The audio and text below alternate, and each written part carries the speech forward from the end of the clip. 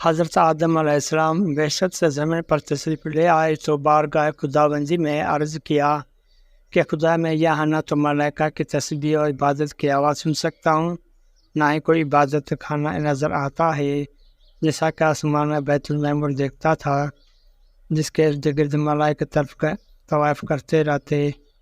اس پر اللہ پاک کا حکم آیا کہ جاؤ جہاں پر ہم نشان بتائیں وہاں پر کعبۃ بناؤ اور اس کے ارد گرد طواف بھی کر لو، اس کی طرف نماز بھی ادا کر لو۔ حضرت جبرائیل علیہ السلام ان کی رہبری کے لیے ان کے ساتھ چل پڑے اور انہیں اس مقام پر لے آئے جہاں سے زمین بنی تھی، یعنی جس جگہ جھاگ بنی تھی، اور پھر وہی جھاگ پھیل کر پوری زمین بنی۔ حضرت جبرائیل علیہ السلام حضرت اپنا پر مار کر ساتوں زمین تک بنیاد رکھ دی، جس کو ملائکہ نے 5 پہاڑوں کی پتھروں سے بھرا: کوہ طور، کوہ لبنان، کوہ جودی، کوہ طور زیتا اور کوہ ہرا۔ بنیاد بننے کے بعد نشان کے لیے چاروں طرف کی دیواریں بھی اٹھا دی۔ اس طرف حضرت آدم علیہ السلام نماز بھی پڑھتے رہتے اور طواف بھی کرتے رہے۔ طوفان نوح تک کعبہ اسی حالت میں رہا۔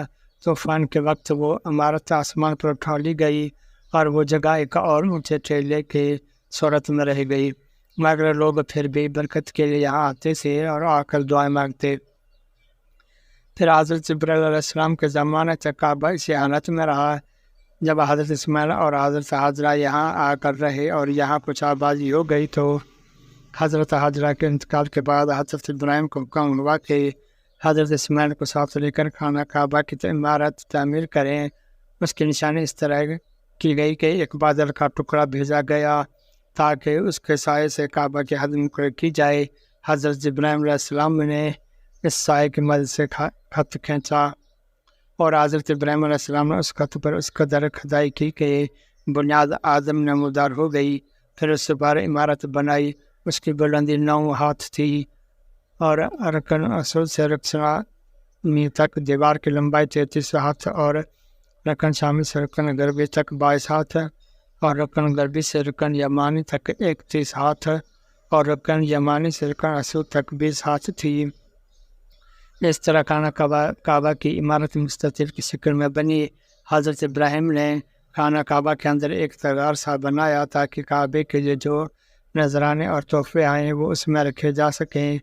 اس کے دروازے 2 تھے، ایک داخل ہونے کے لیے اور ایک نکلنے کے لیے۔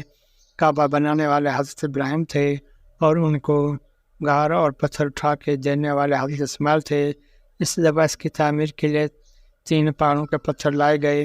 بعد میں اس عمارت میں کچھ تبدیلیاں بھی کی گئیں۔ اس کی اونچائی مزید بڑھائی گئی اور دروازہ بھی 2 کے بجائے 1 کیا گیا۔